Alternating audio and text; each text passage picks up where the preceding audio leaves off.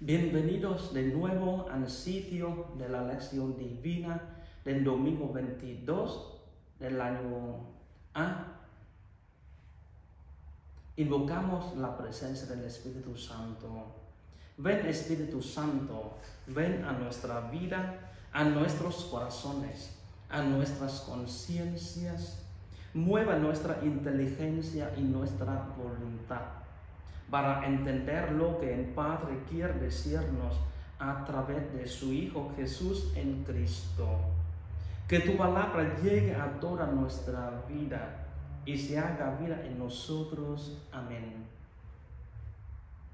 Hermano, la lectura de este domingo continuamente del Evangelio de San Mateo, capítulo 16, versículos 21 a 27. Escucharemos. En aquel tiempo comenzó Jesús a anunciar a sus discípulos que tenía que ir a Jerusalén para padecer allí mucho de parte de los ancianos, de los sumos sacerdotes y de los escribas, que tenía que ser condenado a muerte y resucitar al tercer día. Pedro se lo llevó aparte y trató de disuadirlo diciéndole: no lo permita Dios, Señor, eso no te puede suceder a ti.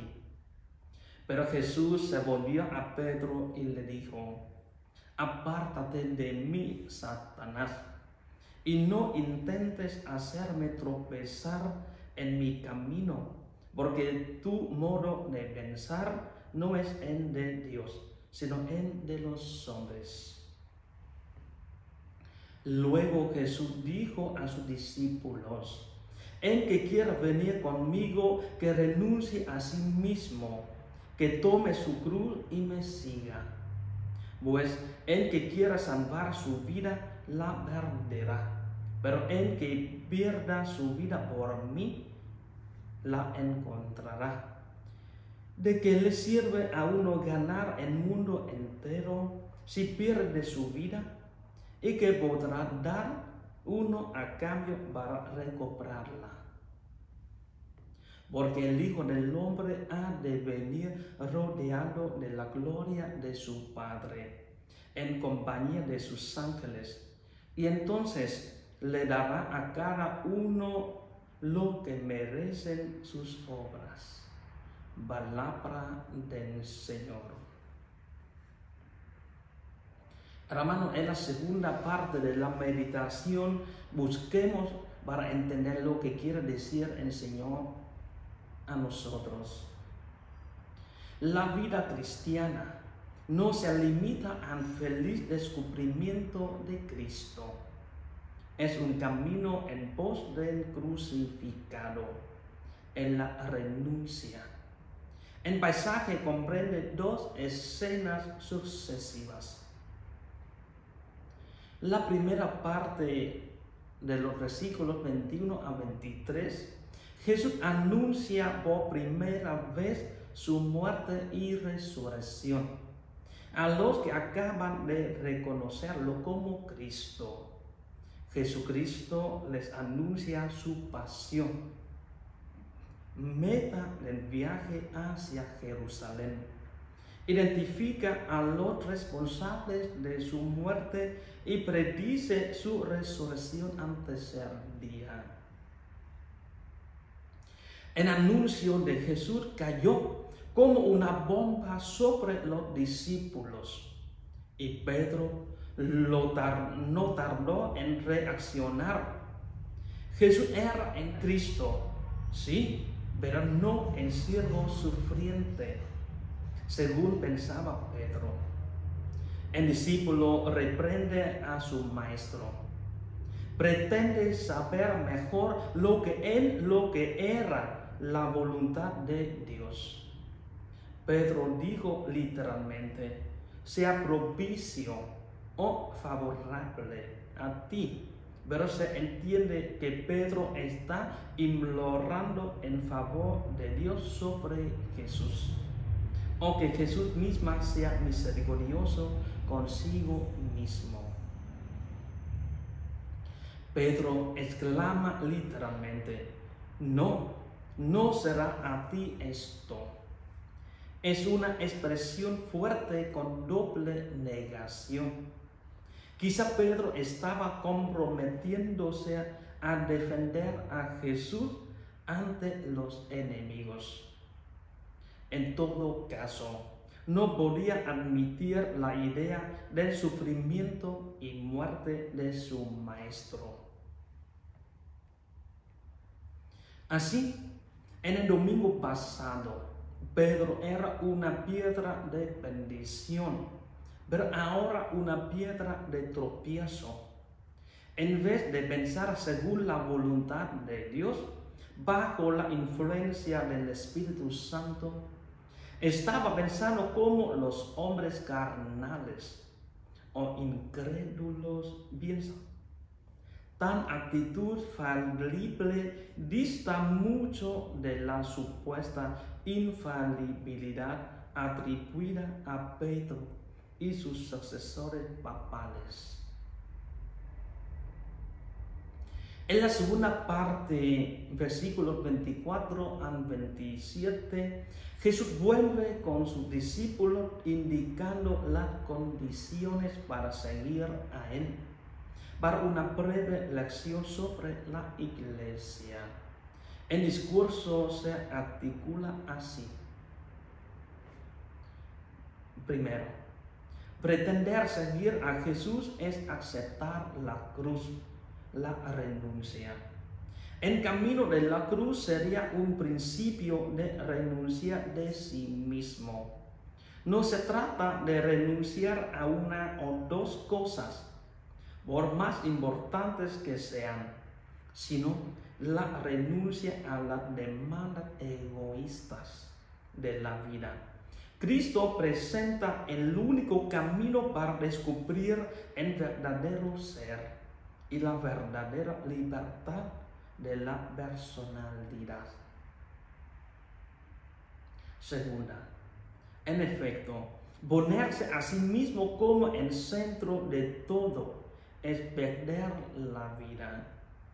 El que decide seguir en pos de Jesús descubrirá la vida en toda su plenitud, la vida cristocéntrica. El término griego bruské se refiere a la totalidad de la vida física y espiritual. En el primer caso, el énfasis está sobre la vida terrenal, pero en el siguiente sobre el destino del alma en el juicio final. Tercera, al final, el Hijo del Hombre juzgará a aquel que revela el camino de la cruz y lo sigue él mismo, y recibe del Padre la tarea de evaluar la praxis de cada cual. En un sentido real, Jesús triunfó y trajo juicio sobre el pecado del hombre en su muerte y resurrección. Este evento sería el cumplimiento más natural a la profecía. En la destrucción de Jerusalén, el Hijo del Hombre vino también en juicio sobre una nación rebelde. El destino final de cada uno se establece de acuerdo a su respuesta, sí o no, ante Jesús como Hijo de Dios y Salvador del mundo. En cambio, las recompensas se establecen de acuerdo con las obras de cada uno, muchas o pocas, buenas o malas. Así llegaremos al momento de la contemplación para entender qué quiere decir Dios a nosotros en este momento ahora. Jesús estaba dispuesto a todo por hacer realidad el deseo de Dios y volver cuanto antes un mundo diferente, el mundo que quería el Padre. y quería ver entre sus seguidores la misma actitud. Si seguían sus pasos, debían compartir su pasión por Dios y su disponibilidad total al servicio de su reino. Quería encender en ellos el fuego que llevaba dentro. La gran tentación de los cristianos es imitar a Pedro, confesar solemnemente a Jesús como Hijo del Dios vivo y luego pretender seguirle sin cargar con la cruz. Vivir el Evangelio sin renunciar ni coste a ninguno. Colaborar en el proyecto del reino de Dios y su justicia sin sentir el rechazo o la persecución. Queremos seguir a Jesús sin que nos pase lo que a Él le pasó. Si uno quiere salvar su vida, la perderá, pero el que la pierde por mí, la encontrará. Jesús está planteando a sus discípulos cuál es el verdadero valor de la vida. Invita a todos a seguir el camino que parece más duro y menos atractivo, pero que conduce al ser humano a la salvación definitiva.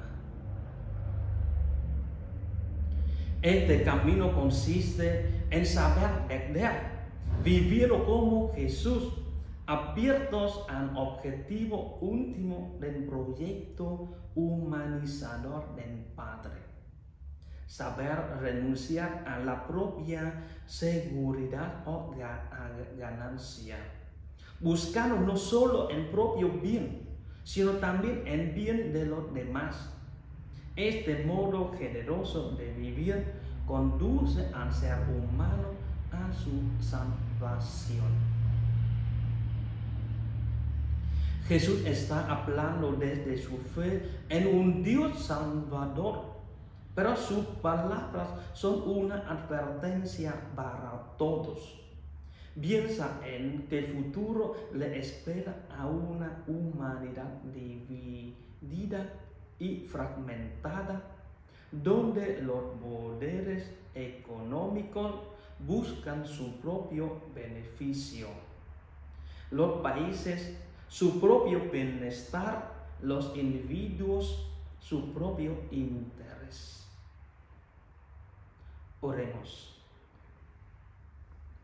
Oh Dios, en tu proyecto de salvación hay un puesto para la cruz. Tu Hijo Jesús no retrocedió delante de ella, sino se sometió a la cruz, despreciando la ignominia, la hostilidad de sus adversarios. No pudo apartarlo de su firme decisión de cumplir tu voluntad y anunciar tu reino, costase lo que costase.